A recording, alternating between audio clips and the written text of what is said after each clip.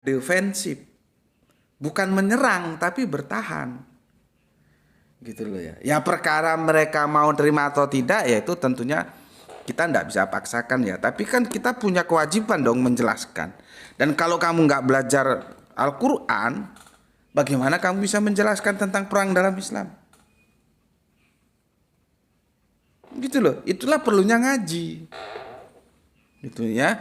Oke, di surat Al-Baqarah 2190 itu jelas kalimatnya. Dan perangilah di jalan Allah, artinya perangilah berdasarkan aturan-aturan yang sudah Allah tetapkan, gitulah. Orang-orang yang memerangi kamu. Jadi kalau dia tidak memerangi kita, jangan diperangi, gitu loh.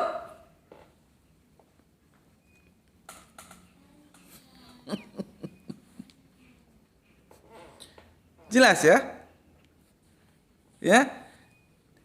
Dan itu pun ya izin yang diberikan dalam berperang itu ya tidak boleh melampaui batas.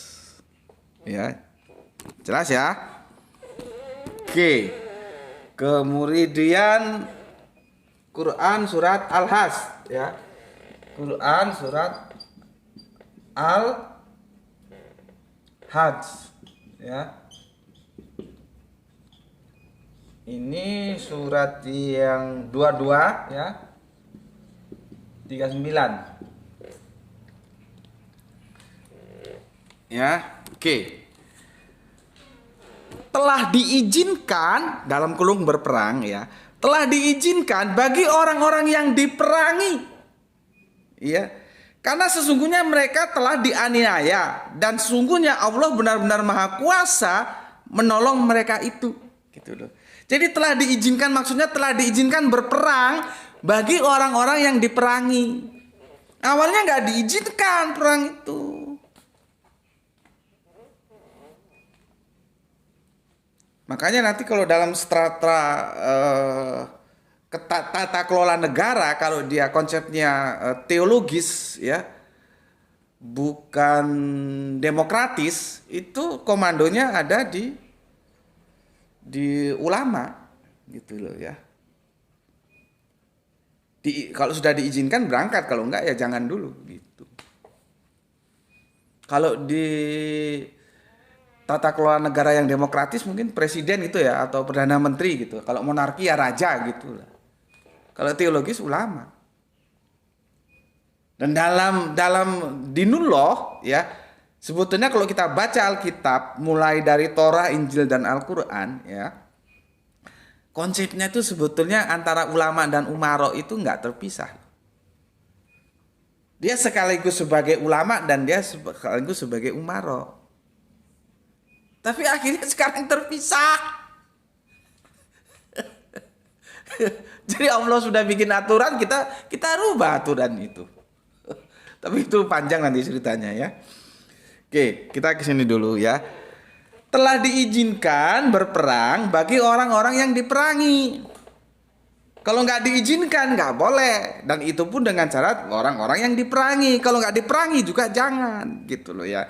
Karena sesungguhnya mereka telah dianiaya dan sesungguhnya Allah benar-benar Maha Kuasa menolong mereka itu. Al-Hajj 2239. Sekarang ke Al-Anfal 61 ya, 861. Quran surat Al-Anfal surat yang ke-8 ayatnya yang 61. Ya. Lisanul Arabiunnya nanti kamu baca sendiri ya. Kalau ada masalah silakan tanya ya. Ini supaya waktu kita efektif saja, aku tidak baca Lisanul Arabiunnya. Oke. Dan jika mereka condong kepada perdamaian di mereka yang merangi kita, orang Islam gitu ya. Dan jika mereka condong kepada perdamaian, maka condonglah kepadanya dan bertawakallah kepada Allah. Artinya apa? Kalau mereka condong kepada damai, kita juga condong kepada damai. Subhanallah. Bagaimana hebatnya Islam. Coba. Ada aturan main. Gitu loh. Ya. Jadi kita diperangi, ya. Kita membela diri, kita perangi. Tapi kalau akhirnya mereka condong kepada perdamaian, kita juga condong harus condong pada perdamaian gitu loh. Jadi nggak melanjutkan perang gitu maksudnya, ya.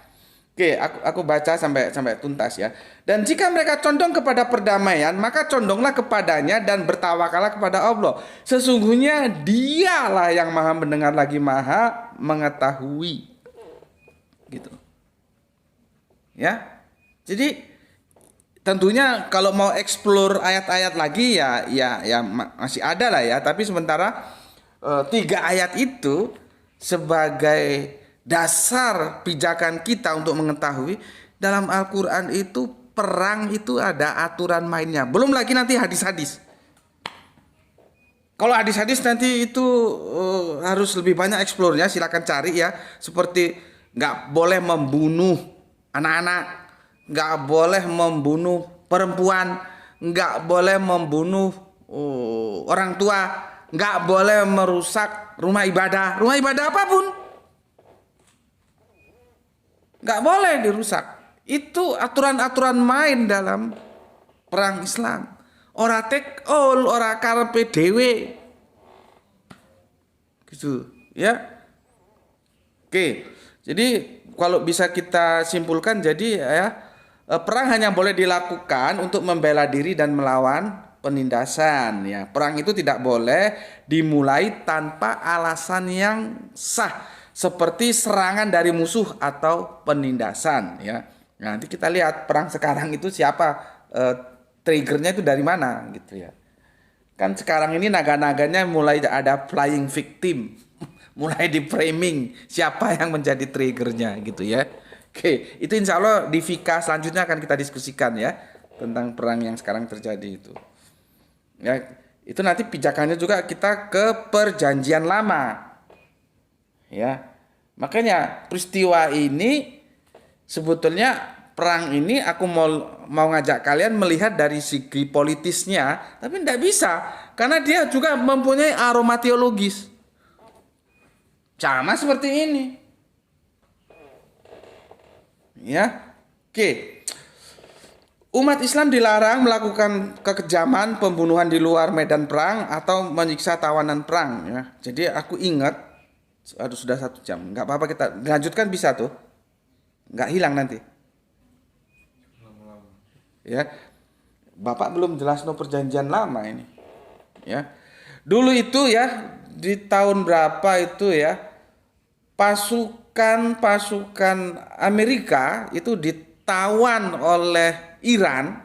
Jadi perseteruan itu sebetulnya sudah lama. Itu mereka tetap pakai baju, pakai jas terhormat gitu ya, makan juga di piring, di sendok gitu loh. Begitu cara Islam melakukan tawanan. Beda dengan cara kafir melakukan tawanan perang ketika perang Irak, lihat. Yang ditelanjangi lah, yang di apa namanya itu? Dikumpulkan jadi satu lah, jadi nggak beradab seperti itu. Lain, Islam lain, bos. Iran memperlakukannya dengan hormat. Tawanan perang itu diperlakukan dengan hormat. Sama seperti ketika ada wartawan dari Inggris atau dari mana ketika meliput di Afghanistan atau di Afghanistan ya. Dia kan sempat jadi tawanan. Justru dia jadi mu'alaf tuh karena dia jadi tawanannya pasukan Afghanistan, serdadu Afghanistan. Artinya dia tahu, oh Islam tuh begini ya. Akhirnya berusaha dan masuk Islam dia. Siapa itu namanya? Dan kita sudah pernah bahas itu ya, lama dulu. Ya. Oke. Jika ada perjanjian damai, umat Islam harus mematuhinya dan tidak boleh melanggarnya. Ya, terus perlindungan terhadap warga sipil, perempuan, anak-anak, orang tua, orang sakit, orang yang tidak terlibat dalam perang harus dilindungi. Perlindungan terhadap tempat ibadah. Aku bilang tadi ya, umat Islam dilarang menyerang tempat ibadah kecuali tempat tersebut digunakan sebagai basis militer musuh, ya. Perlakuan baik terhadap tawanan. Aku sudah ceritakan tadi ya, bagaimana yang dikomandani oleh George Bush itu sebetulnya kan George Bush Junior melanjutkan sakit hatinya George Bush Senior bapaknya terhadap Saddam Hussein. Sekarang kalau kita mau fair, Terbukti nggak Irak itu punya senjata pemungkas? Nggak terbukti. Seharusnya Amerika minta maaf dan itu negeri orang dibangun kembali. Makanya PBB itu apa gunanya? Kan kita mau damai ini. Ya kalau mau damai semua harus egaliter dong. Jangan melarang orang punya nuklir, dia sendiri produksi nuklir. Itu nggak, logikanya nggak masuk gitu loh. Sama itu tadi, itu kan alasannya dulu kan senjata pamungkas nuklir. Ternyata setelah masuk pasukan sekutu dikomandoi oleh Amerika lewat George Bush senior yang nggak selesai diselesaikan oleh junior, oleh anaknya. Buktinya mana senjata pamungkasnya? Dan di sanalah pasukan-pasukan serdadu-serdadu Irak itu ditawan dengan perlakuan yang tidak terhormat. Beda kelas bos dengan bagaimana Iran melakukan tawanan-tawanan perang yang dari Amerika itu dengan terhormat. Beda. Aku ngomong ini fakta loh ya. Beda kelas. Gitu loh. Kan seharusnya setelah tidak terbukti minta maaf. Oh iya maaf, ternyata kamu nggak punya nuklir dan semua yang kami rusak kami bangun kembali. Itu namanya jantan. Gitu loh. Itu namanya punya harga diri, punya harkat. Tapi kalau nggak punya harga diri, nggak punya harga, akhirnya begitu dilempar sepatu kan itu. Kan dalam satu video si George Bush Junior dilempar sepatu itu toh, setelah dia tidak jadi, setelah selesai masa pemerintahannya. Karena apa? Banyak anak-anak serdadu-serdadu itu, anak-anak Amerika sebetulnya nggak juga mengendaki perang itu. Orang tua juga nggak mau anaknya digiring ke medan perang karena kita mau damai. Ya ayo kita damai gitu loh. Ya, oke. Menghormati mayat juga harus dihormati. Dilarang memutilasi mayat ya, musuh atau melakukan tindakan yang tidak manusiawi lainnya ya. Memperhatikan etika perang itu aturan-aturan main di dalam Islam. Jadi tidak tidak babat habis ya. Ini aku mumpung masih ingat ketika Saddam Hussein jatuh, apa kata siapa yang presiden gondrong dari Libya, Muammar Gaddafi. Itulah karena mereka nggak bersatu. Muammar Gaddafi bilang ya nanti tinggal giliran kita siapa lagi yang di Saddam Hussein kan. Benar, beberapa tahun kemudian peristiwa itu kan aku di Sumatera saat itu aku dapat kabar, aku nangis itu lihat Gaddafi diperlakukan tidak hormat seperti itu. Ya karena memang mereka standar ganda. Jadi sebetulnya siapa yang kerok kekisruhan selama ini? Kalau mau damai ayo kita damai gitu loh. Akhirnya kan Gaddafi tragis kan seperti itu ya. Jadi benar sama Gaddafi, sebentar lagi giliran siapa di antara kita gilirannya ke dia gitu ya. Jadi itu yang aku sampaikan ya, tentang perang dalam Islam itu tidak take all ya, ada aturan-aturan main gitu ya. Nah sekarang kita masuk ke perjanjian lama ya, yang digunakan si Netanyahu itu sebagai pijakan ya. 1 Samuel ya, 1 Samuel 15:3. Di sini ada 3 tokoh di sini ya. Ada Samuel ya. Terus ada siapa lagi ini ya? Ada Saul ya. Ada Saul, ada Amalek. Amalek ini suku bangsa gitulah ya. Ini aktornya ini, pemainnya ini. 2, 3 ya. Samuel, Saul, Amalek ya. Aku sudah berulang kali mengatakan kalau baca ayat itu usahakan 1 perikop, jangan diambil 1 ayat. Seperti di Al-Quran ayat perang, dia ambil yang satu ayat dia potong. Kalau kamu ketemu, pancunglah lehernya. Oh iya, bubar. Sama dengan ini, kalau dibaca satu ayat ini, ngeri ini. Ya, baca satu perikop. Gue nggak tahu si Netanyahu ini ngerti nggak dia Bibelnya ini. Tapi mumpung aku ingat ya, mumpung aku ingat nih, ya. Sebentar, mumpung aku ingat nih, aku dapat data dari bundaku, Bunda Etika, ya. Sebentar. Gini. Kemarin aku baru diskusi sama Bunda Etika, ya. Ini datanya. Ya. Most Zionists don't believe the God exists, but they do believe that the promised them Palestine. Ya. Ini dari sapa iki? Ilan Pape, ahli sejarah Israel. Jadi kalau aku Indonesia kan kurang lebihnya begini. Sebagian besar orang Zionis itu tidak percaya adanya Tuhan. Tapi yang menjadi diametral, yang menjadi aneh ya, mereka percaya bahwa Tuhan menjanjikan ya, tanah Palestina itu untuk mereka. Nih ya, Ian Pape, nih tuh.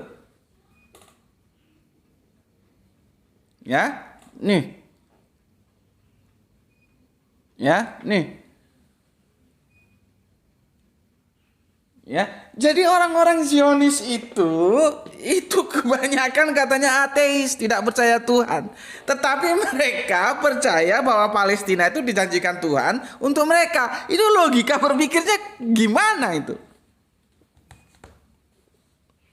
Makanya nanti kita bisa lihat Netanyahu ini sebetulnya KTP-nya Yahudi tapi ateis atau gimana? Atau dia tidak baca ini ayat secara keseluruhan. Kalau ini dipotong mengerikan. Ya. Lihat ya. 1 Samuel 15:3 ya. Jadi pergilah sekarang, kalahkanlah orang Amalek, tumpaslah segala yang ada padanya, dan janganlah ada belas kasihan kepadanya. Bunuhlah semuanya, laki-laki maupun perempuan, kanak-kanak maupun anak-anak. Ya, ini apa bedanya kanak-kanak maupun anak-anak? Yang menyusu, artinya menyusu juga dibunuh. Lembu maupun domba, onta maupun keledai. Ya ampun, sampai yang nggak tahu urusan namanya domba saja suruh bunuh. Sadis ini ayat. Ini bahaya kalau cuma diambil ini aja seorang Netanyahu terus dijadikan pijakan dia untuk melakukan genosida terhadap Palestina. Ya artinya seperti sekarang ini. Cuman kita tidak tahu apakah Netanyahu ateis sebetulnya, cuman KTP-nya aja Yahudi, atau dia Yahudi tapi pura-pura nggak tahu ini ayat atau dipahami secara keliru. Sementara ada lagi perdebatan, benarkah ini firman Tuhan? Gitu loh. Jadi ini Nabi Samuel ya menginformasikan kepada Raja Saul ya suruh menghabisi kaum Amalek gitu loh. Tapi kan kita harus tahu behind screen-nya. Nanti bisa lihat ke belakang zaman mereka keluar dari pembuangan. Aku bilang pembuangan ya, biasanya perbudakan. Ya, nanti kalau pembuangan itu di Babel yang insya Allah besok kita bahas pembuangan di Babel. Nah, kamu boleh tahu nanti River of Babylon yang dilakukan oleh Bonnie M itu lagu apa itu? Ya, oke. Tapi besok, fikanya besok. Semoga kita semua sehat selalu, sehingga kita bisa melanjutkan kajian-kajian kita ya. Ini kita harus lihat di Keluaran 17, 8 sampai 16. Boleh juga dimulai Kejadian 14, 7 ya. Aku baca yang Keluaran 17, 8 ya. Ini panjang di kalau sampai 16 ya. Yang 8 aja.